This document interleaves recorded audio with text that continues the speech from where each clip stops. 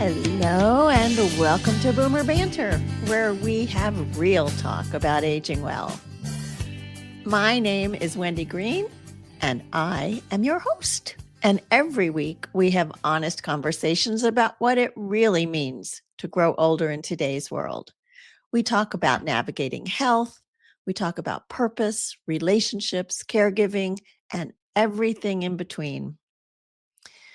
I was introduced to my guest today, Tammy Cohen, by my sister's partner. He had known her professionally, and they had developed a trusted relationship over time. And then when he heard that Tammy had written a book called Text Messages to My Sons, a guide to using mobile devices to connect and communicate with your kids, it's a mouthful, right? He thought she might be a good person for my show. I said I would talk to her. But honestly, I had some trepidation. I know my kids don't like anything that sounds like advice. And I wasn't sure what Tammy's text messages were going to be like. But we connected and started chatting. And like instantly, I knew that I had to have Tammy on the show.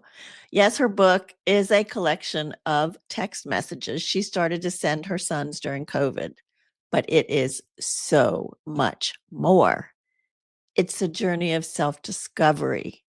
It's an exploration of dealing with health challenges. It's a sharing of love and support for her three sons. And it is all in the form of text messages. So I'm looking forward to introducing you to Tammy and having her share her story with you. I also want to take a moment to appreciate that the 20 living hostages have been returned to Israel. Many mothers, fathers, wives, siblings, and children who could not send messages of love like Tammy has done over the past 5 years are now going to be able to embrace the loved ones that were taken over 2 years ago. And with that, let me welcome Tammy to Boomer Banter. Hello, Tammy. Hi, Wendy. I just want to tell you, thank you so much for, bringing up the homecoming, the returning home of 20 living hostages. It's such a momentous time for us. And when you spoke about their parents not being able to be in contact with them or message them or have any communication, that was something that always like kind of was in the back of my mind because I was always like thinking, God, these poor hostages are in tunnels. They're young. They're in the hands of a savage enemy, and I just was like, as a parent, something you can't even wrap your head around. So thank you for acknowledging that, and thank you for your beautiful welcome. Really, I'm very moved. Well, thank you for being here, Tammy. So I want to start at the beginning. It was COVID time, right? And you started to write these messages. But it wasn't just a checking in with your kids to see, are you doing okay in COVID? Just talk to me about what inspired you to do this. Was it daily? And what was going on in your life? Well, we all, COVID seems like it was a while ago, but it was really just 5 years ago, if you really think about it. And at that time, I was working. I was traveling 2 weeks out of the year. All my validation as a human being came from my job and my clients, and that was it. Like I wasn't an emotionally happy person, but I didn't even realize it because I was always busy. Okay. Mhm. And when the pandemic happened, which happened to a lot of us, things kind of just shut down. We were home. We weren't working. I know I lost like 50% of my pay off the bat. I wasn't traveling, and my clients, it was like, where are the clients? So I had a lot of time to sit and think, like we all did. And yes, it was a challenging time, but in a lot of ways, it was very transformative for me because I had to really come to, like deal with myself and my limiting beliefs and my mindset. And I realized I wasn't okay. I wasn't happy. And I really knew that I needed to work on myself. So in those days, what I did was, I hired a life coach, I hired a business coach, and then I got very involved with every program under the sun. I was reading nonstop. I did Unleash the Power Within virtually twice. I was Joe Dispenza, like every thought leader, Robin Sharma. I was reading like crazy and I was learning a lot. And it's funny, I never became a certified coach, but I've done enough programs where I got for certification. But it was more because I wanted to learn. And the one thing that was very consistent for me, Wendy, was realizing that they don't teach any of this stuff to our kids. They teach No. us in school. Like I'm from that generation where you listened to your parents, you didn't question anything, you loved them and respected them. That was it. And my mother, they weren't interested in what I had to say or what I think, and they weren't asking my opinion. This is how it was. I had to respond. I had to be available. We didn't have cell phones. The distractions weren't the same, and it's very different time, right? So I was like, wow, gratitude, mindset stuff, appreciation, leadership, mindfulness, any of these things, beliefs, thoughts, nobody talks about them. And nobody talks about where they come from. And nobody talks about generational discord or your soul or any of these things. So I was like, wow, I'm learning all these really amazing things. And it was kind of a spiritual awakening for me. But I said, I really want to share this with my kids. Now, at the same time, I was reading Atomic Habits by James Clear and, Think and Grow Rich. I was just reading nonstop because, as Tony Robbins says, the best thing you do is get yourself either a mentor or read books because there are people who lived a very long time ago, thought leaders from 100 years ago or less, who spent years figuring something out or learning or going through a very hard road, and they put it in a book that you can read in a week or two. Honestly, that knowledge is out there, So I was like, this is incredible. So I just started really messaging my kids like daily to share what I was learning. But what happened, Wendy, is in sharing wisdom that I was learning, I was kind of like parenting with them in a way. I was sharing. Parenting yourself. Yeah, I wasn't telling them. I wasn't telling them what to do. I wasn't advising them. I was just sharing what I was learning. And what happened was I started also sharing the amount of love I have for them. And I started saying to them how much they matter and how worthy they are and how extraordinary they are because nobody told me that. I was always looking for it. And I just said, I want them to know these things. It just all started coming together. It became very heart-centered and my heart was opening up. And I realized this isn't a one and done practice because you can't send a message and say, I love you, I think you're great. And then you're reprimanding them the next text. No, it has to be like a consistent practice. And that's where the James Clear part was helping me build this habit, this daily habit. So these kids who were like, who is this woman? She was never like this. She was never so like introspective and, thinking about herself and what she needed to do to change and grow. And now she's telling us all these things and loving. I mean, what kind of reaction did you get from those boys? Well, the first thing that I thought to myself was, I have zero expectations in return, that they'd even respond to me. Because let's face it, I decided I wanted to reach them where they were, which is on their phone. Like this generation's on their phone. We're all on our phones. Okay, let's be honest. I don't know anybody who's having in-person conversations except you and I right now. Seriously, like think about it. Most people are looking at their phone. It's in their pocket. It's in their hand. It's in their pocketbook. So that's like the first point of contact. So there was two things I thought. If I want to be in touch with them, if I want them to take in anything that I'm trying to share with them, it has to be through their phone and it has to be simple. It has to be a text message. I mean, you could do it with WhatsApp. You can do it however works for you. But I realized that's where they were. And the second thing was I realized this is an unconditional act on my part. I have zero expectations that they will respond or that they will even appreciate it. It's not what this is about.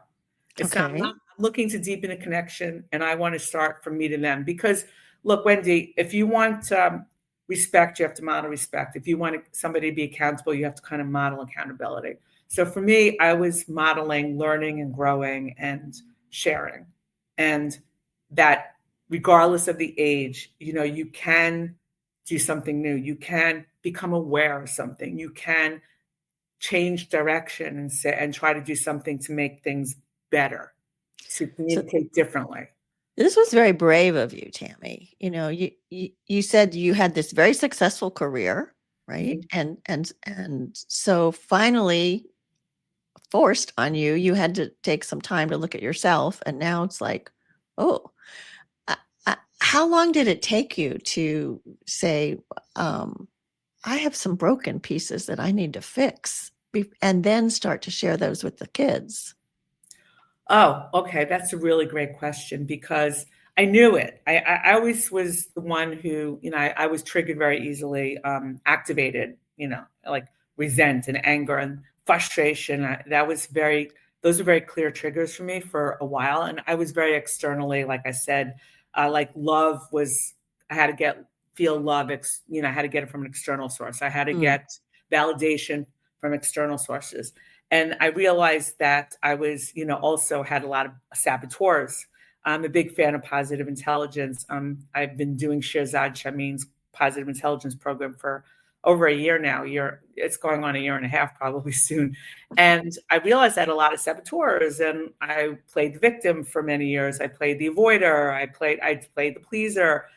I played the you win, I lose. That was a big thing that I did for a long time because I didn't know how to ask. I just felt like if you win, if I let somebody else win all the time, they'll give something to me, they'll do for me. Yeah, right, right. Yeah. I wasn't internally together. So what happened was I knew it, but I never slowed down. I No, stayed yeah, busy.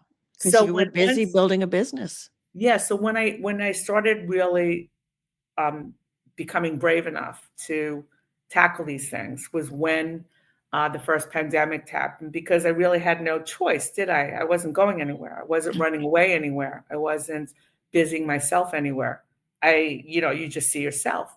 So I started, when I started working with a coach, I started doing certain exercises that were very mind opening to me too. And this stuff was just boom, boom. It was so powerful.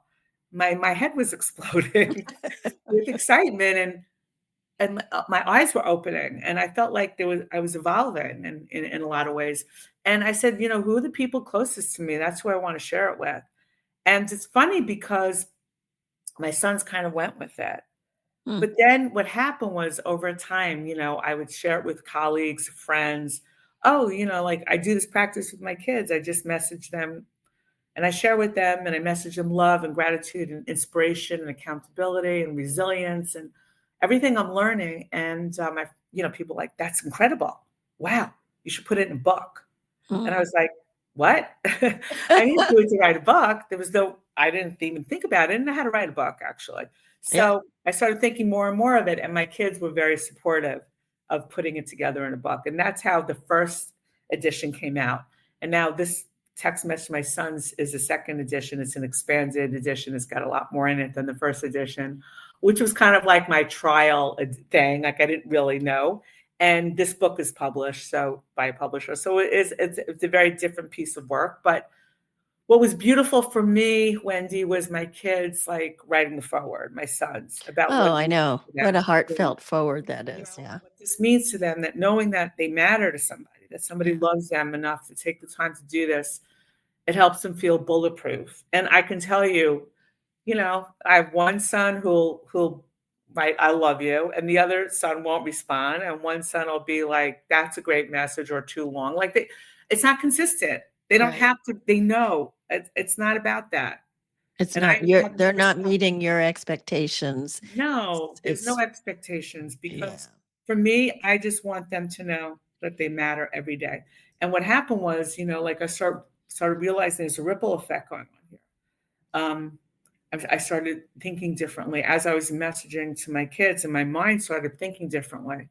I started speaking to other people like almost the same type of way. I started sending messages to friends, loved ones, colleagues, even yeah, community people. Like it was just moving out to think in a different way to get people to do this. And the audiences that are showing up are very interesting to me for this, because it's becoming more of a mission. Like, find Mhm. that person who you want them to know they matter, whoever it is, Mhm. and make sure you're that point of that foundation, that asset, that pillar for them, that source of support. Everybody needs that.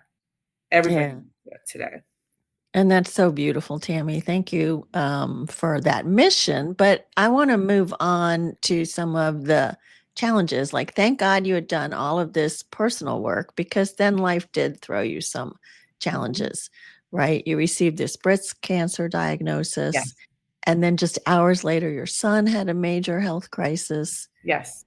How did you hold on to your message of resilience during that time? Well, Wendy, it's really interesting. The brain is a phenomenal thing. When deep stuff, when big things happen, what's really crazy is your brain kind of shuts down and it just says, I have to get through this. We have to get through this.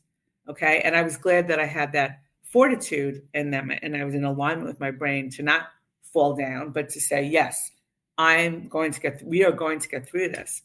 And what was really interesting is on January 22nd, in earlier part of the day, I sent a message to my sons. And I said, it's very impactful. It's one of my favorite messages. I said, I wrote to them that life, if you look at life as your best friend, okay, life will always give you gifts. Mm. Everything is a gift. It might not seem like a gift. It might seem like something else, but it's a gift. Think of your best friend. Your best friend wants to do good for you. Your best friend doesn't want to hurt you. Life is your best friend. And if you're going to look at all of these things that come your way, come our way, as gifts and opportunities, you know what? You're going to pivot, you're going to grow, you're going to learn, and you're going to move into a much better place. Now, if you're going to look at life in completely different ways, these aren't gifts. These are hardships. And why me? And why is this happening to me? You're going to have the life sucked out of you. It's all up to you how you look at it. Literally, a couple hours later, I received the diagnosis, and 10 hours later, I found my youngest son on the floor of his bedroom. He had a sudden onset seizure, and literally in the middle of the night. And it was so severe, he dislocated and fractured both his shoulders and was laying on the floor up against an ice cold radiator with no heat on, and he couldn't get off the floor. He laid there all night, and I had no idea. I didn't hear anything. So I just kept going back that's the message God had me send that particular day. And it was very, very, very, very extraordinary to me. And Wendy, the thing is that my older two sons were very flipped out over what happened with my son, with their youngest Sure. brother, with Yeah. our youngest son. And we were in the hospital and I didn't tell them anything about me because I knew I Oh. still had to see the breast surgeon. I had an appointment literally like 2 days after we came out of the hospital with the breast surgeon. I didn't want to say anything until I got the lay of the land. I didn't know what was exactly going on, just that I had a breast cancer diagnosis. And when I had to tell them, after everything with my youngest son, like this is, oh, by the way, I have breast cancer. It was very tough. But I bet. you know what? It was the hardest thing I ever had to do. But you Yeah. know what? They looked at me and they said, "We got this. We're strong. We're the Cohen." And they started messaging me, and they Oh. for and they started coming to the table. Mom, what do you need? How do you feel? What can I do? They supported me through treatment. They were doing the food shopping and picking up all of my prescriptions when I couldn't get up. I couldn't walk. I couldn't move. And even with with everything that went on with my youngest son, God was with us in so many ways, Wendy, because we had our surgeries in the same month, but his was before mine, and I was able to take care of him. Mm. He wound up going back to work April 9th, and my chemo started April 1st. So he was already better and back out. He, Mm. did all of his physical therapy and he lived at home. And it was very easy because I was at home. So, Okay, so when you go back to that message, life gives you gifts, uh-huh. and it's an opportunity to learn what are the gifts and the learning that you got from all of this. Well, I realized that my faith and trust in God went way higher. Okay. And I realized that God had me start messaging my sons because really I was messaging myself. And Mhm. I didn't realize that the connection to myself that I was going through. Breast cancer for me was a second pandemic. It was a personal pandemic, okay? Whereas the first one was a global pandemic because I was home. You can't go anywhere. You can't get sick. You can't, be out. I was home for many months. I also had issues, side effects from the chemo where I couldn't walk. I couldn't put shoes on. It was very bad. So for me, being in another pandemic was God's way of saying to me, you're not done. Yeah. You have to still do things. You have to still realize things. You have to still work on things internally. And I did. And I realized everything I sent my sons was me talking to myself. And I also started being able to accept love and compassion, and also ask for help and support, which is something I couldn't do. And this is all I feel because these messages have become like ingrained in my head and in my heart. And that's what helped me the most. And isn't that beautiful that all that you put into your sons, they were able to now give back to you and be the messenger to you of strength Mhm. and love. And I mean, that's just fantastic. That's Incredible is the word. so Yes. cool. So are you still daily or as much as possible sending messages? Oh, I send messages daily. Do you? Yeah, sometimes I get to them more in the afternoon. It depends on the day. But, this is a habit I built. And you have 960 minutes that you're awake during the week. And finding 10 minutes to send love and gratitude and to share something is not tough. And frankly, at the end of the day, because this, like, what happens is when you become very present when you engage in an act like this, I started noticing so many things around me, like signs I never saw before, nature. I never noticed it. I Hmm. became more present. And what happens is when you're becoming more present, like I said, like you see miracles everywhere. See things going on. So yeah, I always have a source of, of things I can share, and whether it's a longer message or shorter. I mean, I tend to go longer on the message because that's me. Yeah. Yeah, but my boys let me know sometimes. It's like it's too long. You're setting messages too long. So I try to shorten them up a little bit on some days, but at the end of the day, we're doing a lot as human beings, and we have a lot to share, a lot of good stuff. And listen, at the end of the day, unfortunately, the phones, they have this beautiful benefit and they have a negative benefit, the negative side of it. And it's not a benefit. It's these algorithms, they're there to take your focus, to steal your focus, to learn you, to over engage. And they are over engaging and bringing our loved ones too much negativity, too much hate, too much misinformation, too much indoctrination. It's really quite concerning. So at the end of the day, if every minute, like every day, they know that message of love and support and truth is coming to them, I think it helps balance. You have that foundation, it So helps you, balance. yeah, and you broke up your text messages. I know you don't do this on a daily basis, but you broke up your text messages to talk about encouragement or gratitude or, finding resilience or these kinds of things. Do you have a couple of examples of text messages that you could share with us just so people get an idea of what they're going to Sure. get when they get your book? Yes, it's very interesting because I just do the messages, but when we were putting it together for the book, we realized there were themes that were coming up in different messages, and that's how the chapters, and then and the why, like why message about gratitude and appreciation, why message about accountability and mindfulness and mindset and leadership, like why these types of messages will be said. So that's how we divided the book up, and let's see. Yes, I can definitely show you share a couple of messages that I think are really nice. And let's see. All right. Good morning. And now you have to say that every message I personally send, I'm not doing tons of emojis.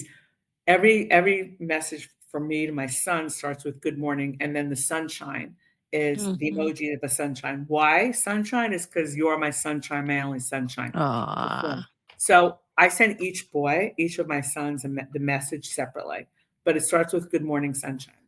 Lovely day, another week until the end of another month.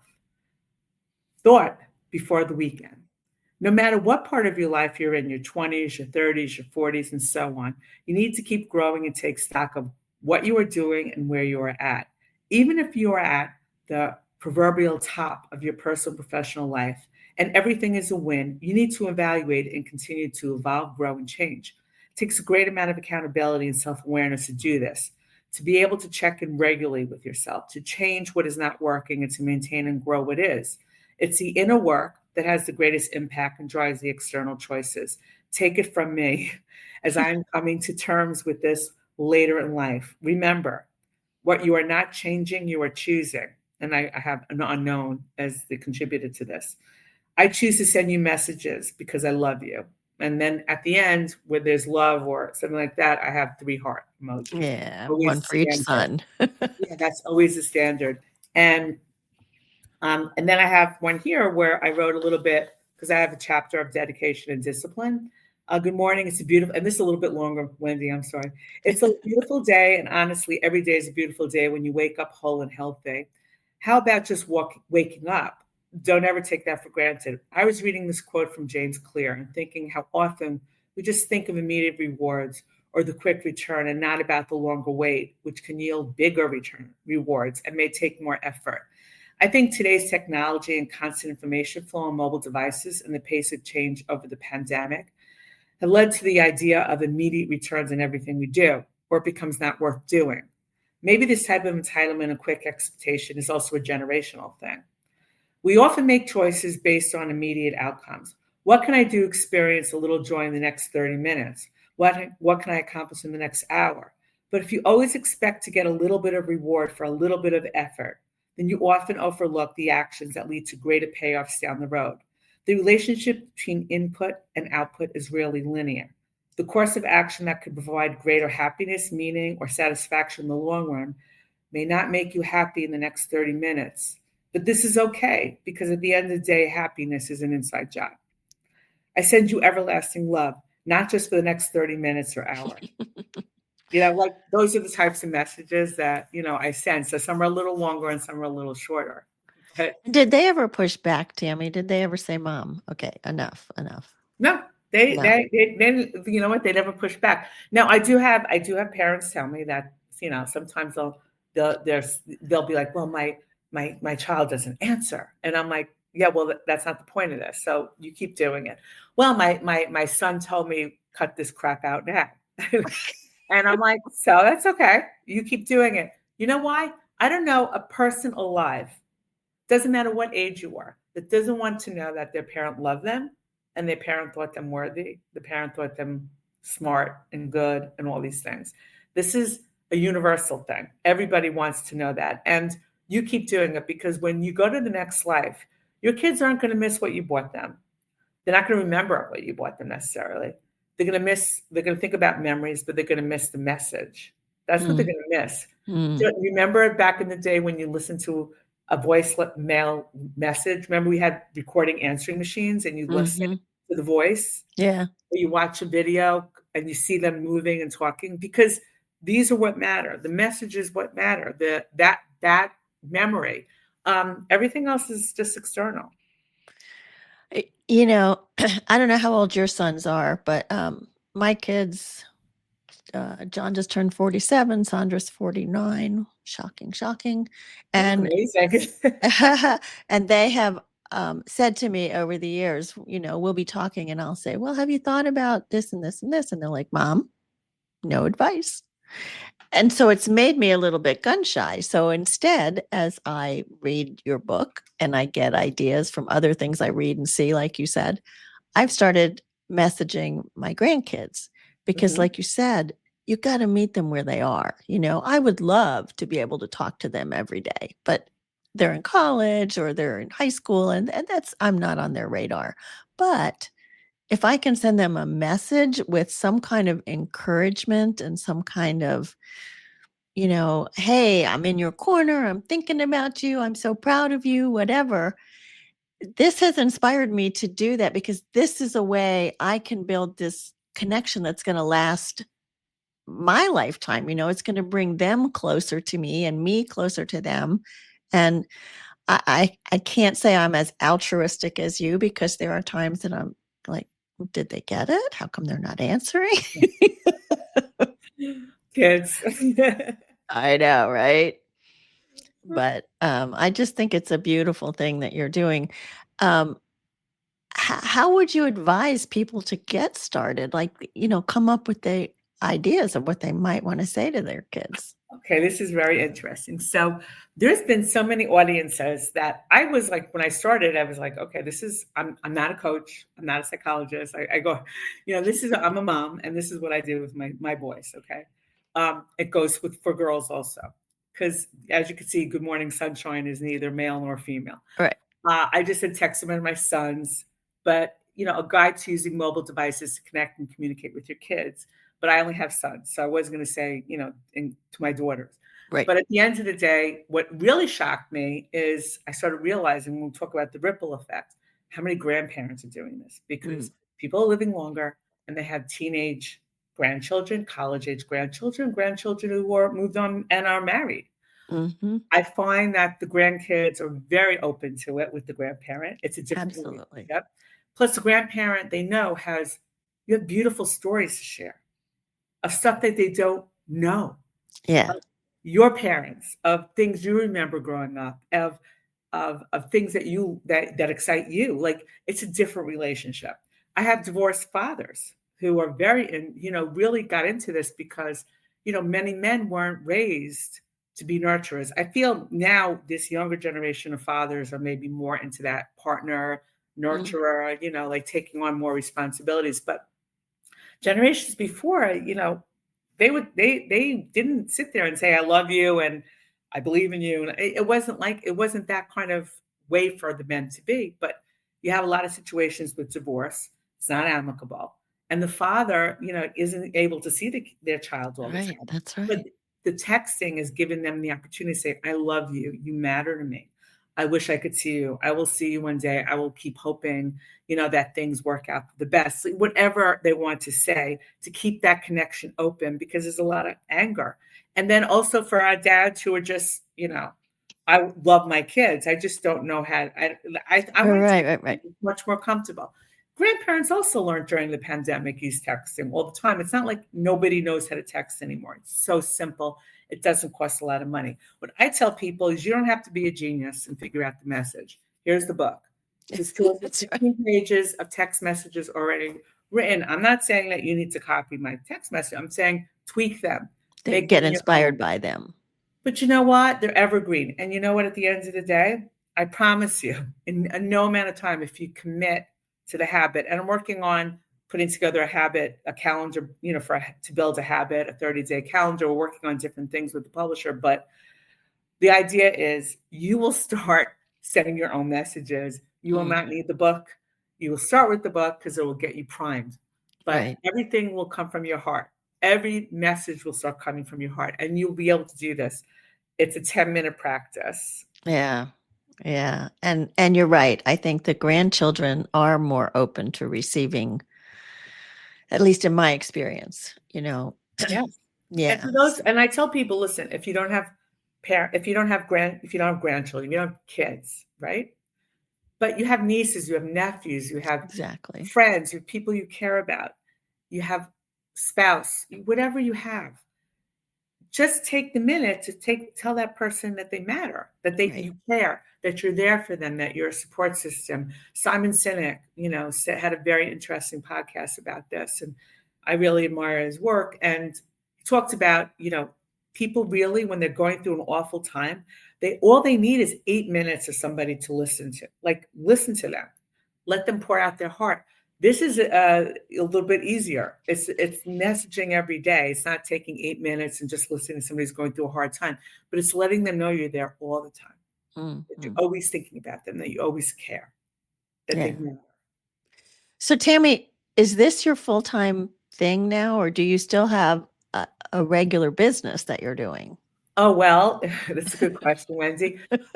Yeah, I've kind of made some transitions in my life now. I still have my brand messaging business. It's mostly focused in the gem and jewelry space Okay. industry, but I work with businesses and small business owners to help them fine tune their brand messaging.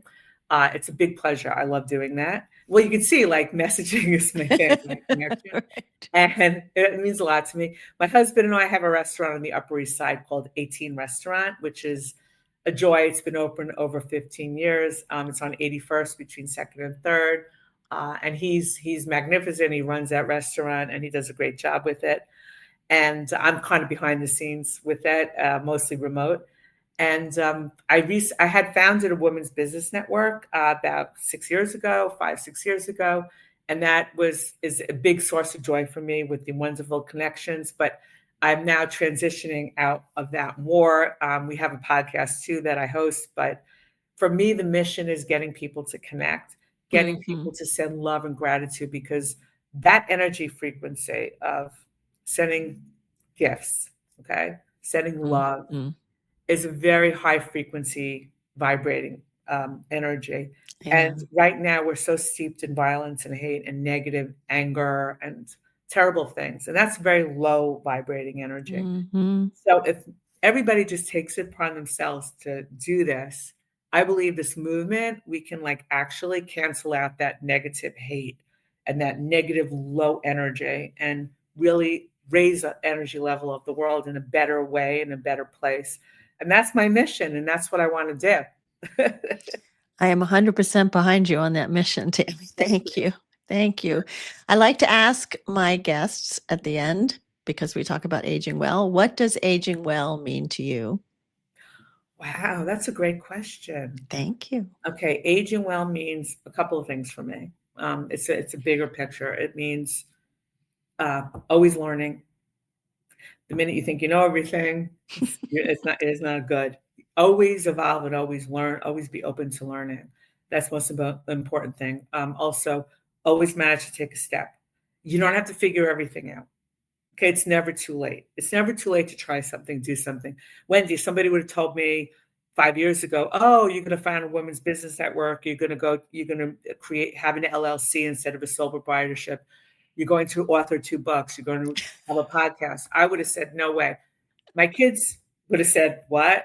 At the end of the day, I'm doing it because you can do anything. It's never too late in life. Don't think you're done. Don't think you're done. You're never done. Okay, just take the opportunity to give yourself time to learn and take one step. The next step will open and reveal. I think also having trust and faith in God is very important for aging. And then the connections with loved ones, keep your connections going with your loved ones. Don't say, I don't need it. You do need loved ones. You do need love. And finally, take care of your health. Stretch every day, walk, build your muscles, do resistance training, eat well. I'm a big fan of Dr. William Lee, Eat to Beat Disease. There's so much we can do so that you can stay limber and that you can, keep your muscles so that you can walk and move as you get older and not be stuck and homebound in these things. So yeah, I think it's like the mind, the body, the spirit.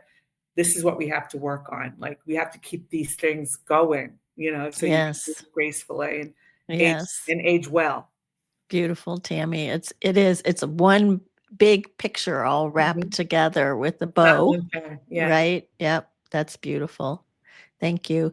I want to tell you all how to get in touch with Tammy and check out her website. There's so much on there. TammyJCohen.com. Yes. And you can find her book there. You can contact her from there. You can read about other things that she does there. So check out her website and get her book. Text Messages to My Sons. It is an inspirational read. Some of the messages probably will inspire you as well, but it will give you other ideas and insights into things that you might want to share with your loved ones, or that you might even want to explore yourself as we are continuing to learn and grow. All right. So, and I have found, as I mentioned, that the ideas in her book have spurred me on to messaging, both text messaging and Instagram messaging, because that's what my grandchildren use a lot.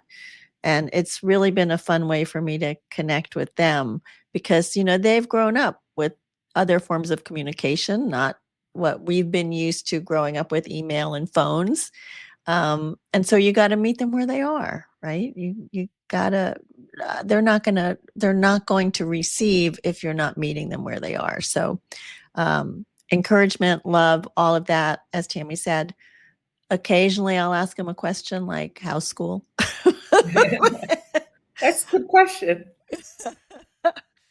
Yes. Sometimes they ignore that. But I also want to encourage you, and you alluded to this too, Tammy. Think about others that you may have lost touch with, because we do need connection, and it's good for our mental health to stay connected. So reach out to someone that you've not touched in a while. And it may be that text messaging is the way, but it may be a phone call. It may be a regular letter that you put in the mailbox. People like to know that they're important to you. So don't forget the other people in your life. And please be a good friend and share this episode. I mean, share the whole podcast, right? Because we talk about so much good stuff like we talked about with Tammy today. And we want to share this out with other people and let them know what we're doing. I also want to brag a moment about this this quiz that I created. And it's a quiz to figure out why you're stuck, right? We all get stuck sometimes. And when we're stuck, it's really hard to find our way out of the fog and the headspace that's keeping us from moving forward. And so I put together this quiz that's going to give you kind of a stuck type, and then you're going to get 5 customized emails that will give you ideas and links to ways that would help you get unstuck. And I put this together because I've spoken to so many people who are stuck in fear, and just then they get discouraged and they feel stuck in a cycle of hope and despair. And it's a common struggle we face when we're dealing with change, but you don't have to stay stuck. So give the quiz a try. I'm going to put the link in the show notes, and it's https://bit.ly/notstuck-renewed. It's fun. I think you'll like that. I think it's a great quiz, Wendy. Yeah, thank you.